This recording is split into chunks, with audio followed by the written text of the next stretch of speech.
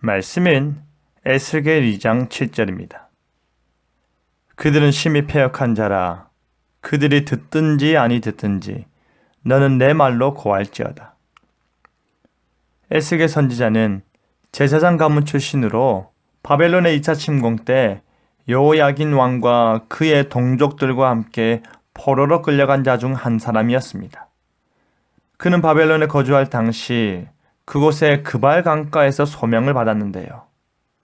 에스겔은 호세아나 예레미야보다 더 자신의 개인적인 행동으로 하나님의 말씀을 예언적 상징으로 나타낸 선지자였습니다. 오늘 시간 듣는 마음이라는 제목으로 말씀이 주는 교훈을 함께 나누겠습니다. 하나님께서는 인자야 라고 부르며 에스겔을 선지자적 소명으로 초대하는데요. 그로 선지자적 사역을 잘 감당할 수 있도록 하나님의 성령으로 에스겔의 심령을 정하게 하사 하나님의 말씀을 경청케 하였습니다. 그리고 변화된 심령으로 무장시키신 후 에스겔을 이스라엘 자손들에게 보내시는데요. 그 백성은 어떠한 자들인 줄 아십니까? 바로 패역한 백성입니다. 하나님을 배반하고 하나님의 말씀에 불순종하고 어기는 일에 앞장섰을 뿐 아니라 그 자손의 얼굴은 뻔뻔하고 마음이 굳을 대로 굳어서 완고하기 그지없는 자들이었습니다. 이들은 하나님의 진리에 대해 무감각하여서 그 명령에 대한 순종, 불순종에 대한 인식조차 못할 뿐 아니라 죄를 뉘우칠 생각조차 없었는데요. 범죄하는 삶은 당연한 것이고 자연스러운 것이라는 철면피한 모습을 나타내는 것입니다. 하나님께서도 그들 향해 마치 이방 나라를 일컫는 것처럼 대하고 계시는데요. 이 말은 한마디로 말해서 이스라엘 족속이 바벨론으로 단순 이주한 것도 아니고 패망하여 포로로 잡혀 있음에도 불구하고 그들의 죄악을 깨닫지 못하고 여전히 하나님 앞에서 교만하고 완악한 자세를 취하고 있는 것을 보여주는 것입니다. 하나님께서 바로 그와 같은 패역한 백성 가운데 에스겔 선지자를 보내시는데요. 비록 그들이 패역한 백성이지만 그들은 여전히 하나님의 백성이기에 그 백성을 향한 하나님의 마음은 변하지 않은 것입니다. 4절 후반부에 보시면 내가 너를 그들에게 보내노니 라고 하십니다. 그러면서 덧붙이는 말이 주 여호와의 말씀이 이러하시다 라고 합니다.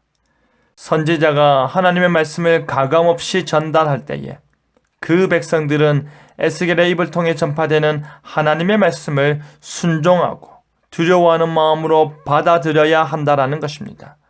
그런데 여러분, 놀라운 것은 하나님에게는 그들이 듣든지 아니 듣든지가 지금 중요한 게 아니었습니다. 그들이 듣고 회개하든지 안 듣고 불순종하든지 상관없다라는 것입니다. 왜냐하면 하나님께서 지금 말씀하시고자 하는 것은 5절에 그들 가운데 선지자가 있음을 알게 하겠다입니다. 너희가 듣든지 아니 듣든지 나는 너희 가운데 나의 뜻과 나의 계획을 전달하겠다. 너희 가운데 선지자가 있음을 선포한다라는 것입니다. 여러분, 이스라엘이 멸망한 이유는 하나님의 사랑이 부족해서가 아니라 선지자가 있었음에도 불구하고 그들의 완악함에 기인한 것임을 분명하게 말해주는 것입니다. 그들에게 하나님의 말씀을 선포하는 하나님의 선지자는 가시와 찔레와 정갈과 같은 반대자들과 비판자들과 함께 사는 삶을 살더라도 두려워하지 말라라고 권고하고 계십니다. 그러면서 하는 말이 7절에 너는 내 말로 고할지어다 하십니다. 너는 다른 말 하지 말고 내 말로 내 말만 전하라는 명령입니다. 에스겔이 실제로 그의 입을 통해서 나오는 말은 하나님의 말씀인 것입니다. 하나님의 말씀이 에스겔의 목소리를 통해 우리에게 들릴 뿐이지 그 내용과 목적은 전적으로 하나님의 말씀이라는 것이지요. 사랑하는 성도 여러분, 하나님께서 오늘도 우리 가운데 말씀하고 계심을 믿으십니까?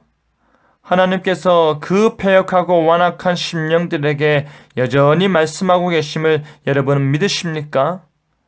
하나님께서는 듣든지 아니 듣든지 우리 가운데 하나님의 말씀을 그대로 전하는 선지자적 사명을 잘 감당하는 자들을 보내심을 기억하시길 바랍니다.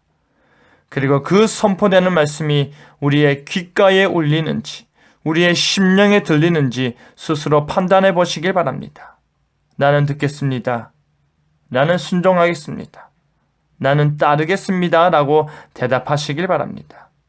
그리하여 하나님의 말씀이 선포될 때에 그 말씀에 듣는 마음으로 반응하며 겸손히 순종의 삶을 사시는 저와 여러분 되기를 간절히 바랍니다. 아멘.